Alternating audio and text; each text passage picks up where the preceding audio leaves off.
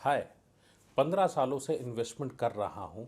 15 सालों से हर महीने सेव करता हूँ। जिसने जैसा बोला उसके अकॉर्डिंग इन्वेस्ट किया।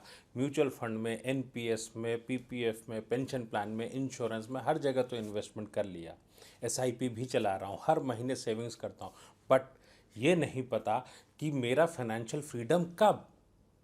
अगर ये सवाल आपके मन में भी है तो वीडियो को अंत तक देखिएगा। मैं बताने वाला हूं कि आप एक्सेल टूल की मदद से कैसे चेक कर सकते हैं कि आपका फाइनेंशियल फ्रीडम, आपकी सेविंग्स, आपके खर्चे, आपकी जॉब की स्टाइल के साथ कब तक।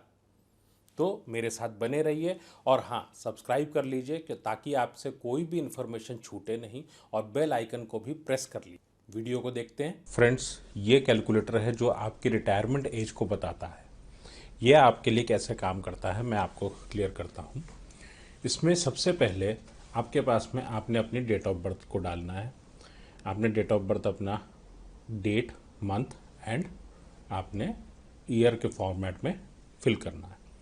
देन ये एज ऑटोमेटिकली कैलकुलेट कर लेगा। अब सबसे इम्पॉर्टेंट पॉइंट आ जाता है कि आपके मंथली एक्सपेंसेस क्या है।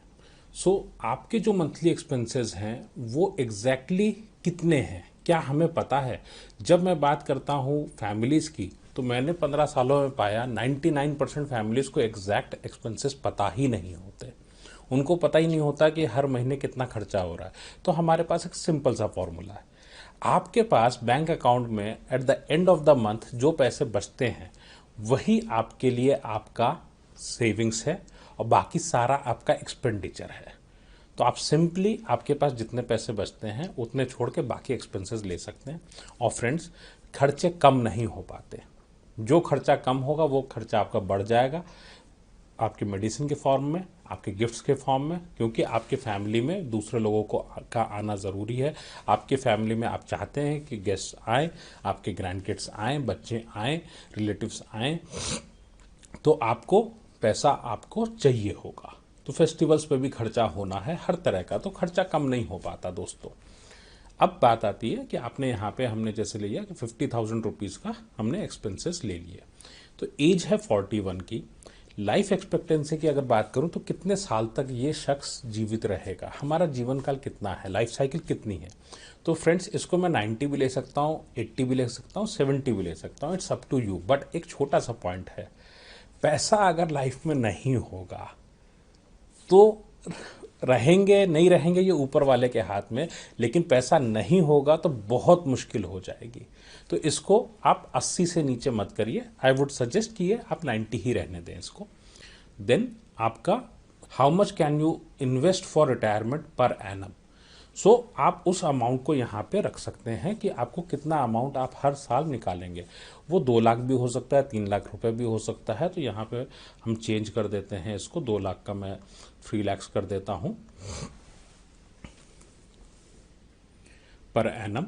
अगर आप 25,000 रुपये महीना निकाल रहे हैं तो हम इसको 3 लाख रुपए मान लें। आप अगर इसको 40,000 कर रहे हैं, हम 5 लाख भी ले सकते हैं। So it's up to you.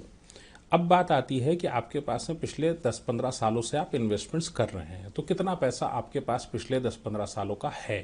Mutual fund, PF, इन सबको अगर जोड़ लेता हूँ आज की डेट में, आपके पास में मान लेता हूँ कि ये 20 से 25 लाख रुपया आपके पास में है। तो हम इसको भी चेंज कर ले रहे हैं, 25 लाख कर लेता हूँ इसको। अब बात आती है कि हमारे पास में इन्फ्लेशन हम कितना लें। फ्रेंड्स, हम होलसेल में सामान नहीं खरीदते, हमें खर्चा करना पड़ता है कंज्यूमर प्राइस इंडेक्स के अकॉर्डिंग। तो सबसे आसान तरीका है कि सेंट्रल गवर्नमेंट जो डियरनेस अलाउंस देती है अपने एम्प्लॉयज़ को, आप उससे कनेक्ट कर लीजिए। तो वो 9% के आसपास का होता है, हम यहाँ पे 7 ले लेते हैं इसको। देन बात आती है expected rate of return on investment. तो आपका इन्वेस्टमेंट पे रिटर्न आफ्टर रिटायरमेंट कितना आएगा। भाई, रिटायरमेंट के 2 फेज़ हैं, रिटायरमेंट के पहले का और रिटायरमेंट के बाद का।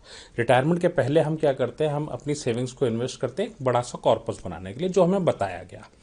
अब इस कॉर्पस के साथ हम रिटायर होंगे, तो उसके बाद रिटायरमेंट होने के बाद हम उस पैसे को कहीं तो इन्वेस्ट करेंगे, तो कितना परसेंट का रिटर्न देगा वो। तो यहाँ पे हमने 6% लिया है जो बैंक एफडी का है। हमने इनकम टैक्स को अभी कंसीडर नहीं किया है, जबकि जब एक्चुअल कैलकुलेशन आप करेंगे तो आपको इनकम टैक्स कैलकुलेट करना पड़ेगा। बिकॉज अल्टीमेटली टैक्स तो देने हैं। सो आप इस इनकम को स्प्लिट भी कर सकते हैं, आपकी इनकम और आपकी वाइफ की इनकम आधी आधी हो जाए रिटायरमेंट के बाद, ताकि टैक्स की जो रिस्पॉन्सिबिलिटी है, लायबिलिटी है, वो कम हो जाए हमारी। देन अगर मैं बात करूं एक्सपेक्टेड रेट ऑफ रिटर्न, अगर आप म्यूचुअल फंड्स में इन्वेस्ट कर रहे हैं, अगर आप एनपीएस में इन्वेस्ट कर रहे हैं, आप 12% ले सकते हैं, लेकिन पूरा पैसा तो नहीं करते, तो हम इसको घटा भी सकते हैं, आपकी मर्जी है। आप 10 लेना चाहें 10 ले लें, आप 9 लेना चाहें 9 ले लें। यहाँ पे मैं इसको 11% रखता हूँ, ताकि वरना लोग शिकायत करेंगे कि आपने कम कर दिया। नहीं, मैं 11 ले लेता हूँ, लेकिन आप पूरा पैसा अपना 11% पर नहीं लगाते। सो ये आपको डिसाइड करना होता है कि आप कितना पैसा कितने रेट पे लगा रहे हैं। तो जो वेटेड एवरेज रिटर्न आएगा टोटल में, आप उसको ही कंसीडर कर सकते हैं यहाँ पे। अगर ये इंसान की बात करूं और ये मैं हूं, तो मेरे लिए डर की बात है, क्योंकि ये मुझे दिखाता है कि मैं 69 की एज पे रिटायर हो पाऊंगा। इस तरह से अगर चला फ्रेंड्स, सबसे बढ़िया इन्वेस्टमेंट कौन सा होगा? जो इन्वेस्टमेंट मेरे को मेरी लाइफ की चीज़ें पूरी करा दे। अगर कहीं पे मेरा गांव है और मुझे पसंद है कि मैं एरोप्लेन से ही वहाँ पे जाता हूँ फ्लाइट लेके, लेकिन गांव में मेरे अगर एयरपोर्ट नहीं है तो मैं नहीं जा सकता। सिमिलरली इन्वेस्टमेंट की जब बात करूं, तो सबसे ज़्यादा रिटर्न कौन सी चीज़ देगी? लोग कहते हैं कि ऐसी इन्वेस्टमेंट बताइए जो सबसे ज़्यादा रिटर्न दे। कैसे संभव है? मेरे लिए कौन सा आइडियल है, मेरी सिचुएशन में कौन सी चीज़ सबसे अच्छी बैठेगी? ऐसा भी पॉसिबल है, जब मैंने एचएनआईज के साथ फाइनेंशियल प्लानिंग करी, तो मैंने पाया वेल्दी लोगों के साथ कि बिना पैसे लगाए या कम से कम पैसे लगा के भी बहुत अच्छे रिटर्न्स आ सकते हैं आपके अपने रिसोर्सेज में। लेकिन कोई प्रोडक्ट नहीं बिकेगा, आप किसी को कोई कमीशन नहीं दे रहे होंगे, तो आपको कोई सजेस्ट नहीं करने वाला। फ्रेंड्स, अगर आपको दिखता है कि आपकी रिटायरमेंट या फाइनेंशियल फ्रीडम की एज 60 के बाद की है, तो घबराने की ज़रूरत नहीं है।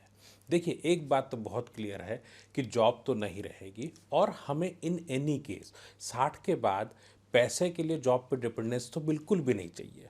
बट क्या आप अपने सेविंग्स से अपनी चीज़ों को फाइनेंशियल फ्रीडम की तरफ ले जा सकते हैं?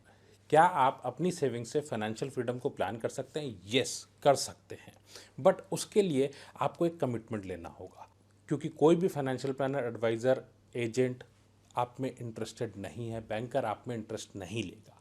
क्यों? आप कोई प्रोडक्ट लेंगे तो ही तो उनको कुछ मिलेगा। बट आपके लिए क्या इंपॉर्टेंट है? इन्वेस्टमेंट, वो तो आप पहले से कर रहे हैं। नहीं, आपके लिए इंपॉर्टेंट है आपकी स्ट्रैटेजी, आप कैसे बनाएंगे। जब हमने फाइनेंस को प्लान किया, हमने पाया लोगों के पास ऐसे रिसोर्सेज होते हैं जिससे वो खुद ही अपनी चीज़ों को प्लान कर सकते हैं। उनकी इनकम प्लान हो सकती है डिफरेंट डिफरेंट सोर्सेज से, और उसमें किसी को कोई पैसा भी नहीं मिलना। सो स्ट्रैटेजी फर्स्ट और इन्वेस्टमेंट। सो डिसीजन आपको लेना पड़ेगा, बट आपको 2 से 6 घंटे का इन्वेस्टमेंट करना होगा अपने ऊपर, अपने मनी मैनेजमेंट स्किल्स को बढ़ाने के लिए। एंड आप महज 5 सालों में अपनी पैसिव पेंशन लाइफ टाइम के लिए प्लान कर सकते हैं, बट वो कमिटमेंट आपको लेना होगा। कितना टाइम लगेगा, कितने फॉर्मूले रटने होंगे? कुछ भी नहीं। 2 से 6 घंटे में आप इसको प्लान कर सकते हैं, बट आपको ही करना पड़ेगा।